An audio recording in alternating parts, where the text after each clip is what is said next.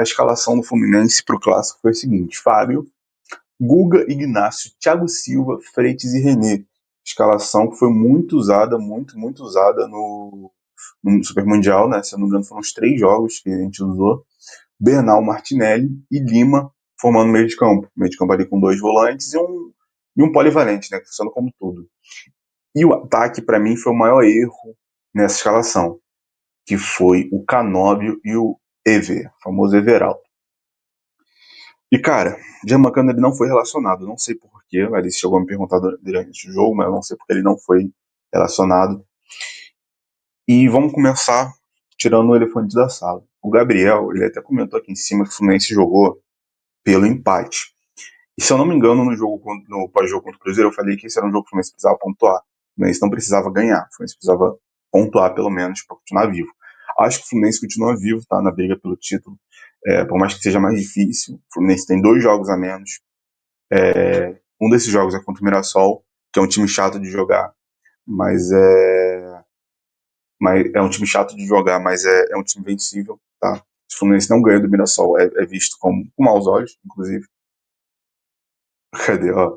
Jogo ruim porque o Fluminense jogou pelo empate, assim começa as confusões, uma visualização única. Daqui a pouco a gente fala sobre isso, mas quando o time inicia o jogo com 3 zagueiros, eu já tiro qualquer possibilidade, qualquer direito do time de tomar gol de bola parada, de tomar gol de triangulação, de tomar gol de bola na área. São 3 coisas que eu acho inadmissível quando você joga com 3 zagueiros. E não tem nem a justificativa de que o Fluminense não estava acostumado, porque o Fluminense jogou na Copa do Mundo em alguns jogos, em vários jogos com essa formação. Acho que só não jogou no último contra o Chelsea, que foi justamente o jogo que a gente perdeu. Contra o Cruzeiro agora também não jogou.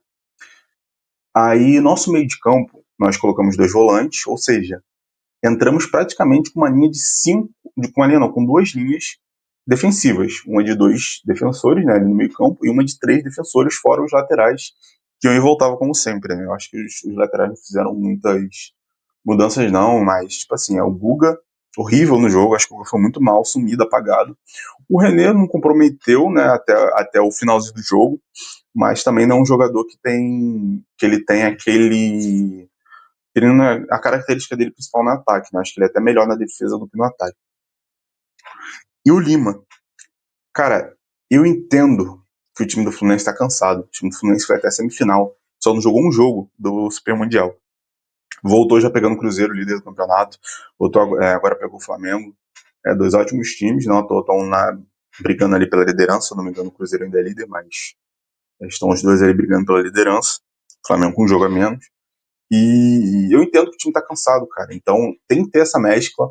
Só que eu não consigo entender a fixação de botar o Lima em um jogo como esse. Se você ver aqui, eu vou até colocar.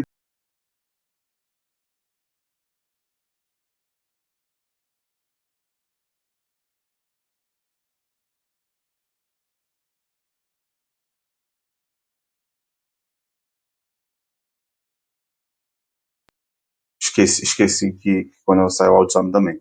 Mas tínhamos aqui na, no banco, tínhamos o Nonato, que vinha jogando bem no Super Mundial. Tínhamos o Hércules, o Kevin Serra e o John Kennedy são atacantes, mas tínhamos essas opções no banco e tínhamos até o próprio Soteldo, né? Que acho que nem caberia nesse time no meio campo, mas acredito que daria para colocar, por exemplo, se fosse botar o Lima, ao invés de botar o Everaldo, botar o Soteldo ali no meio de campo, mesmo que ele não tenha jogado bem contra o Cruzeiro. Mas a gente entra com o Lima, que nem foi mal, tá, no jogo em si. Mas quando você põe o Lima e põe o Canóbio, é muito mais um meio campo, é quase um Lima no jogo do que um próprio atacante, um meio campo polivalente, mais um meio campo polivalente do que um atacante, e o Everaldo, que ele serve muito mais como uma parede ali no ataque do que como de fato um atacante que vai puxar o contra-ataque, você mata o ataque do time. E por incrível que pareça, no início do jogo, o Fluminense estava melhor. O Fluminense estava melhor. O Fluminense atacou mais, no primeiro tempo.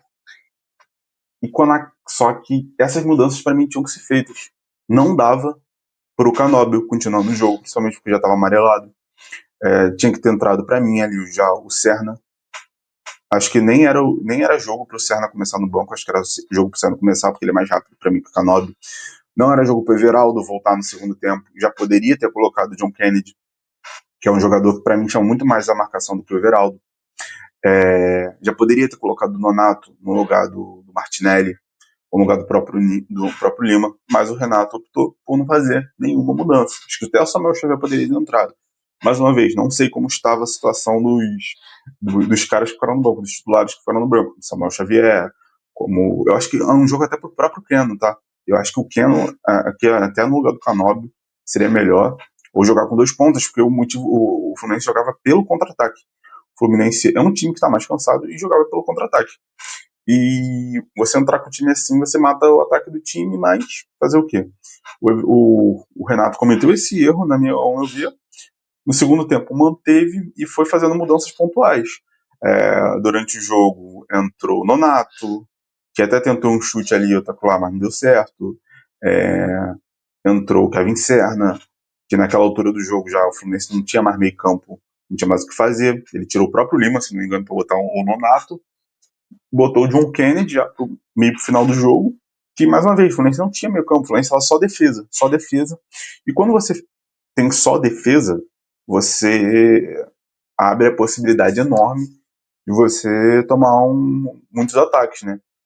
Inclusive, o Fluminense estava tomando ataques, mas tiveram poucas defesas. Acho que o Fábio fez 2 defesas no jogo todo.